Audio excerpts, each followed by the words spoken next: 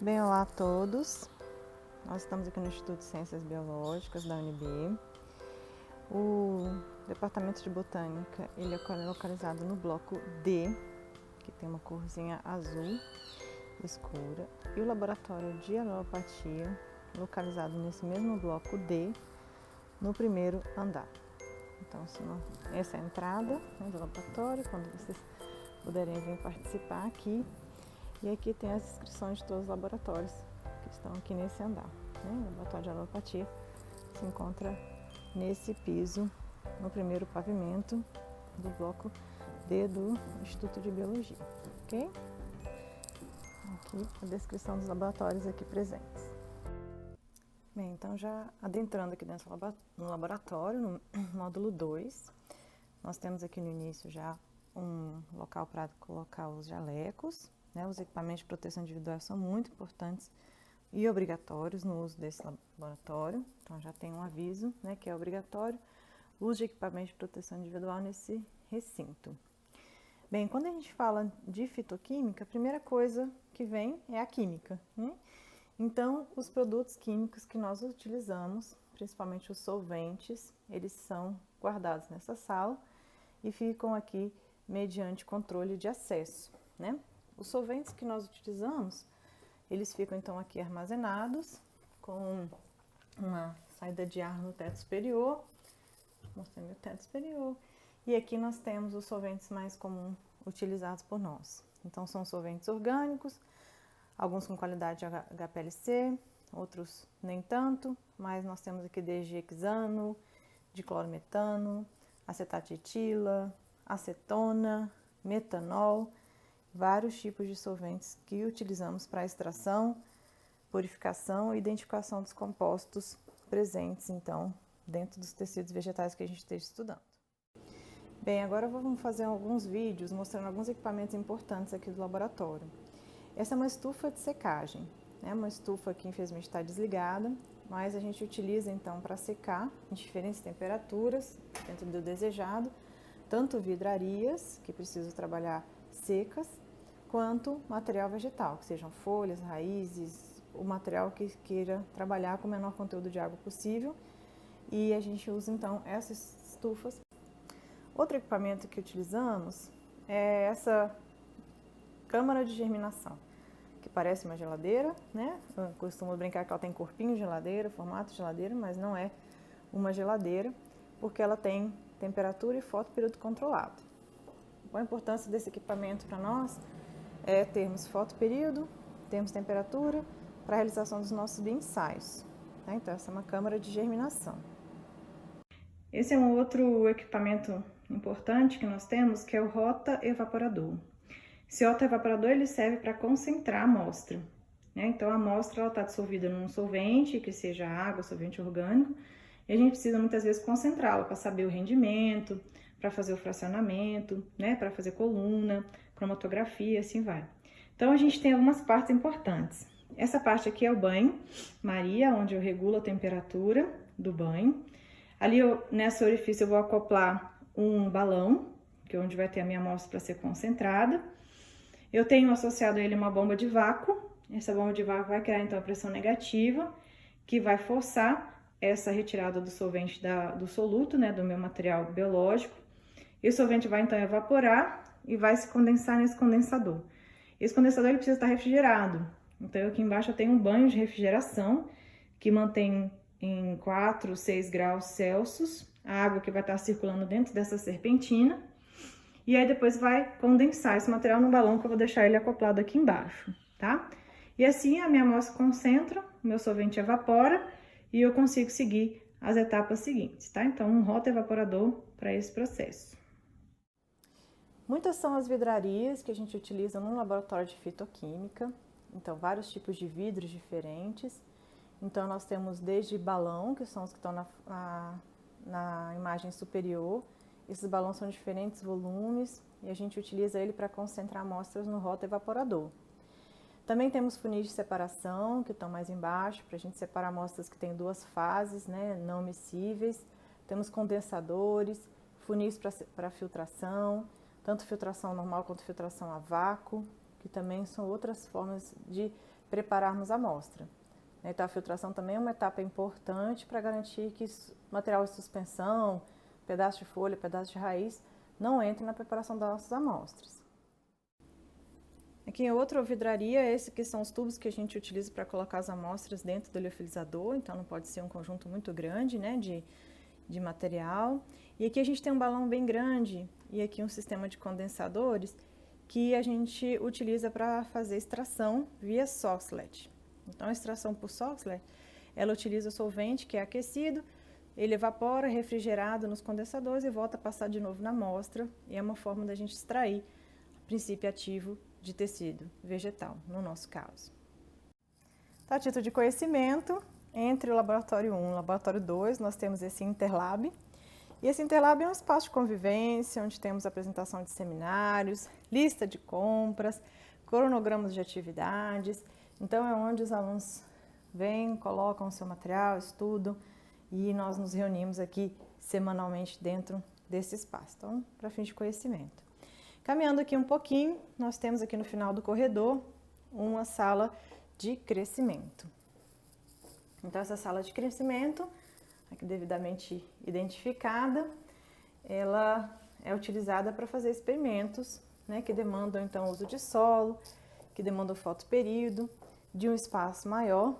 Então, bioensaios são montados aqui para que a gente possa estar acompanhando o crescimento aí dessas plantas nos diferentes ensaios biológicos que podem ser feitos, né, utilizando esse espaço aqui. Também temos uma câmara de germinação aqui dentro, né, e um espaço para esse fim, com controle de temperatura e fotoperíodo. Bem, logo ao lado da sala de crescimento, nós temos a sala de lavagem e a chamada sala escura. Essa sala escura, ela visa a realização de bioensaios de coleóptilo, que eu vou simular para vocês mais adiante, que é um bioensaio bem basal, bem inicial dos estudos de fitotoxicidade que a gente realiza. E para isso eu tenho que trabalhar em luz verde. Então, a luz verde, vou acender aqui, ela é uma luz que os coleóptilos, eles são estiolados, e aí eu tenho que trabalhar nessa luz verde para que eles não detectem a luz e não iniciem o processo de fotomorfogênese. Então, durante todo o processo, tanto de corte dos coleóptilos, que a gente utiliza essas guilhotinas elas têm um espaço entre uma lâmina e outra, né, de 4 milímetros, depois eu vou mostrar com detalhes esse procedimento. A gente corta os fragmentos e deixamos durante 24 horas os coleóptilos crescendo em sistema rotativo como esse, nesses rotores, né? Então, esse aqui é um espaço que a gente utiliza para esse fim. Também temos uma área de lavagem, onde tudo que a gente suja, cada um lava o seu, né? E aí, esse espaço se completa dessa forma. Bem, adentrando agora no primeiro módulo, o laboratório 1, como assim chamamos, aqui a gente tem, né, um painel de um trabalho clássico feito no laboratório. E aqui nós temos um espaço tanto da sala de pesagem e descarte, quanto do espaço de trabalho. Então, aqui nós temos um sistema de refrigeração, onde guardamos as amostras, que precisam ser mantidas sob baixa temperatura. E aqui temos uma capela de exaustão, muito importante para trabalhar com solventes voláteis, né, para aí minimizar ou anular o efeito dos gases liberados pelo solvente. Então, essa capela de exaustão é o local de trabalho quando está mexendo com solvente orgânico. Aqui nós temos todos os reagentes que precisamos para preparar os meios de cultura, para a montagem de bioensaios e também os reagentes para fazer TLC, né, que é a cromatografia de camada delgada. Nós temos aqui desde os solventes para fazer as mesclas da fase móvel, quanto as placas que a gente utiliza para fazer o TLC. Essas placas que a gente adquire, elas já vêm prontas, né? E essas placas, então, elas servem de guia para termos ideia do grau de pureza dos produtos, do isolamento, como que está esse procedimento aí de purificação dos compostos que a gente está analisando, tá? Mais adiante nós temos, então, o ultrassom, que é o nosso aliado que nos ajuda tanto no processo de extração dos princípios ativos, quanto também na solubilização de compostos que muitas vezes têm uma certa dificuldade de serem solubilizados, principalmente em água, né? Aqui a gente tem uma câmara de ultravioleta, Essa câmera ela tem 2 comprimentos de onda e ela nos ajuda a ver as plaquinhas de TLC daqueles compostos que absorvem ultravioleta, né? Então eu consigo visualizá-los aqui nas placas, sem precisar revelá-las. Temos aqui a nossa área de lavagem, também com todas as vidrarias e material que a gente precisa. A bomba de vácuo, que a gente utiliza para fazer filtração, o vórtex para agitação de amostras, né? Nós estamos aqui visualizando o HPLC, que é um cromatógrafo líquido de alta eficiência, que num período mais avançado do processo de fitoquímica é onde a gente purifica, e em alguns casos é possível até identificar, os princípios ativos presentes no nosso extrato, né, da planta que a gente está analisando. Então ele é dividido em algumas partes, que inclusive já tem esses post-its amarelos para facilitar a nossa identificação. Ali em cima eu tenho 2 garrafas, a A e a B, que são 2 solventes orgânicos que podem se misturar. Então ele tem 2 canais, 2 bombas.